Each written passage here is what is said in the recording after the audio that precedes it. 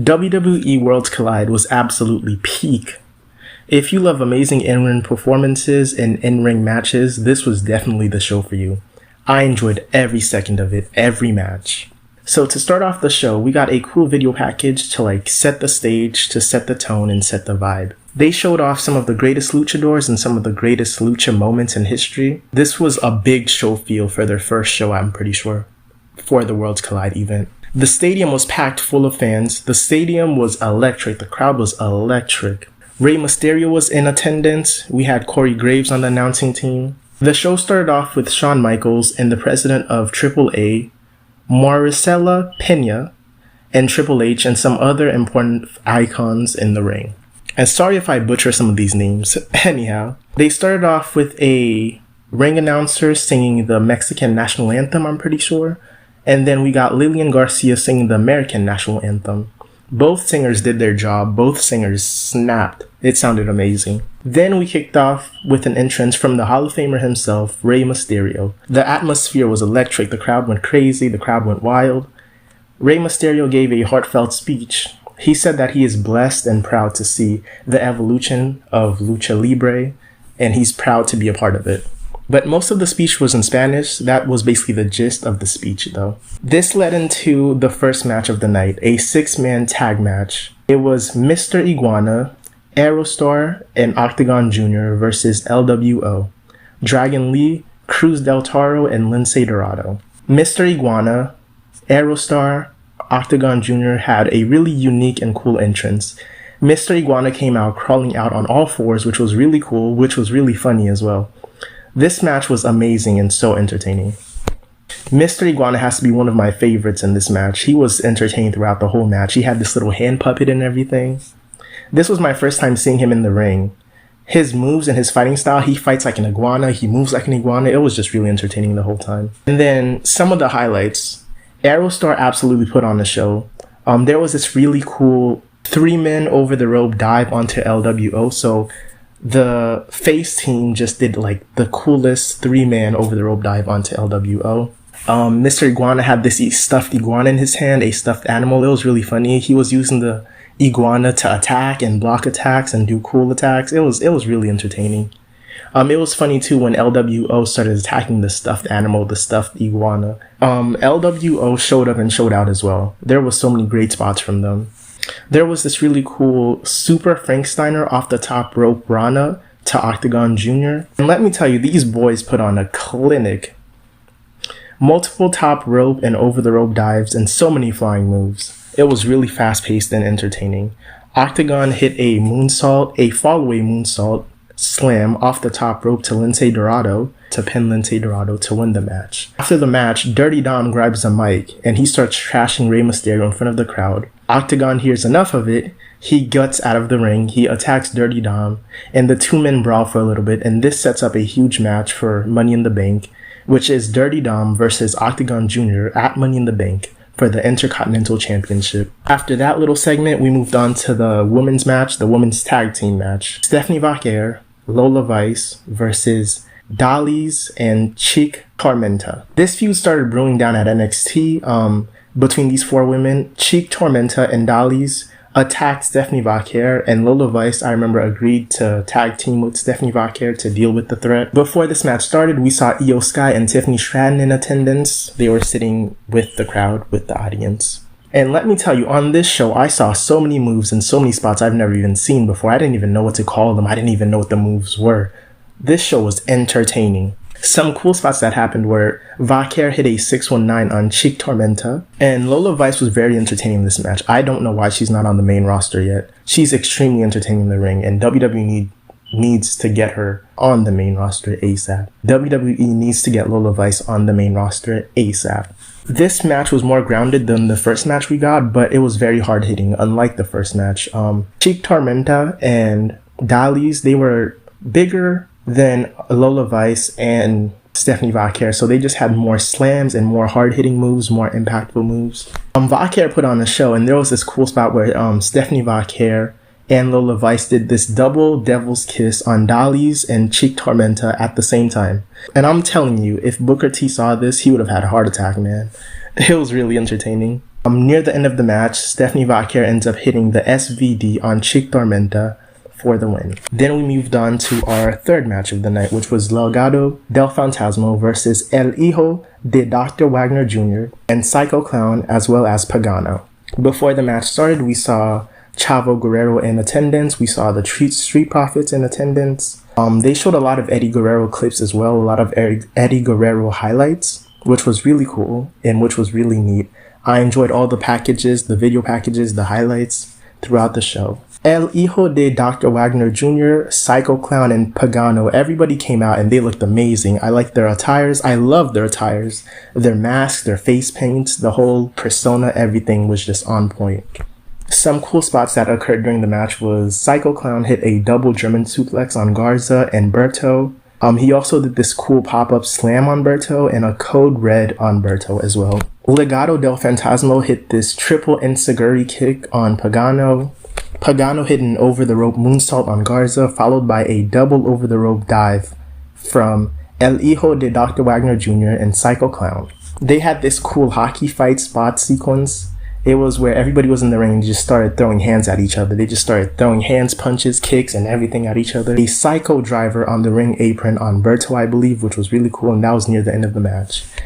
After that, at the very end of the match, Garza ends up spearing Psycho Clown and Pagano through the ring barricade. Escobar hits a super Rana off the top rope to Wagner, and Escobar pins Wagner with a phantom driver.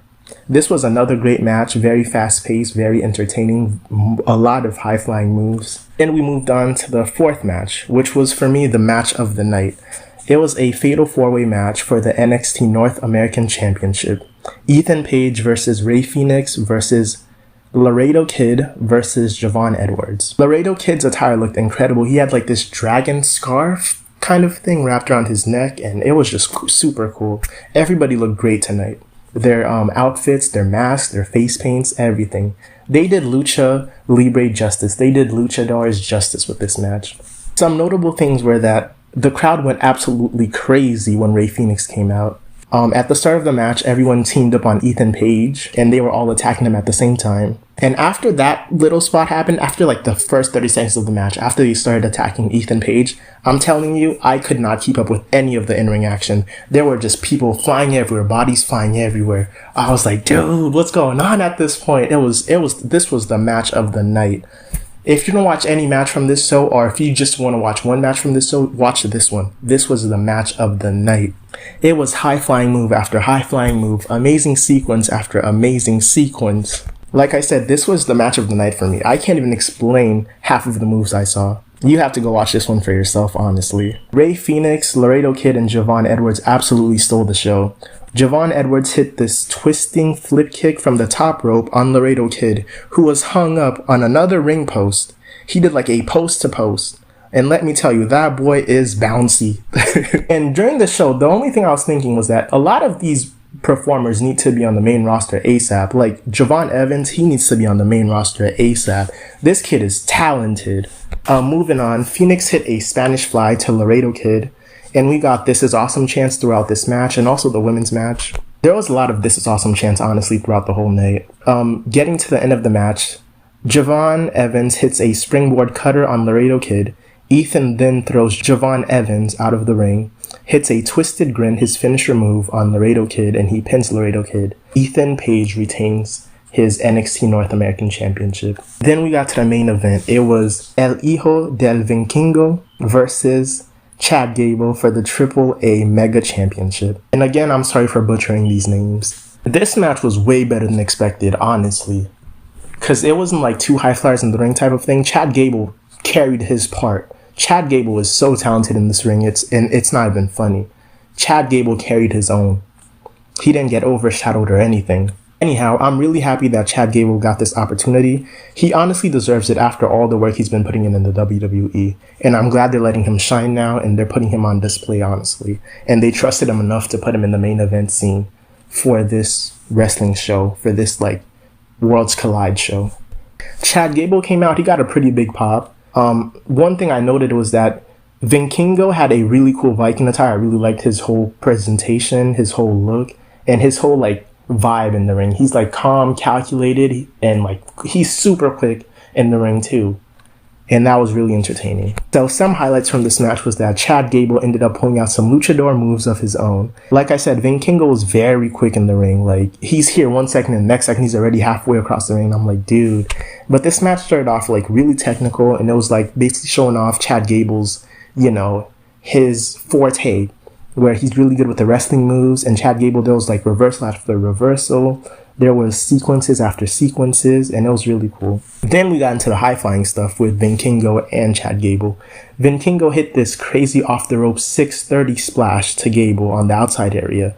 And I'm like, I promise you, I think this is the first time I've ever heard of a 630 splash. Vikingo is insane in the ring. Vikingo hit a diving headbutt reversal. Chad Gable's diving on Vikingo with a flying headbutt. Vikingo reverses it into a catching double knee codebreaker. It was really cool.